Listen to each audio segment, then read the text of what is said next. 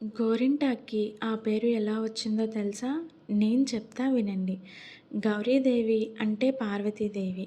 తన బాల్యంలో తన చెల్లెలతో వనంలో ఆటలాడుతున్న సమయాన రజస్వలం అవుతుంది. ఆ రక్తపు చుక్క నేల తాకినంతనే ఒక మొక్క పుడుతుంది. అదే సమయంలో తండ్రి పర్వతరాజు సతీ సమేతంగా వస్తాడు. అంతలోనే ఆ చెట్టు పెద్దగా పెరిగిపోతుంది.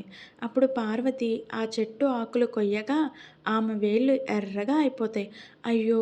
బిడ్డ చేయి కందిపోయింది అని అనుకునేలోపు పార్వతీదేవి నాకు ఏ విధమైన బాధ కలగలేదు. పైగా చాలా అలంకారంగా అనిపిస్తుంది అంటుంది. అప్పుడు పర్వతరాజు ఇకపై స్త్రీ సౌభాగ్య చిహ్నంగా ఈ ఆకు మానవలోకంలో ప్రసిద్ధి అవుతుంది.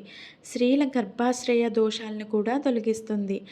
తన వర్ణం వలన చేతులు, కాళ్ళు అందాన్ని ఇచ్చే అలంకరణ వస్తువుగా కూడా వాడబడుతుంది.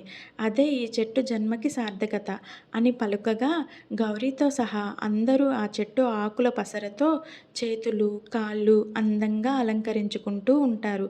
ఆషాఢ మాసంలో గౌరీదేవి తల్లిగారి ఇంటిలో ఉన్నప్పుడు తనను మర్చిపోకుండా తప్పక అందరూ పెట్టుకోవాలని ఆ చెట్టు కోరుకుంటుందట.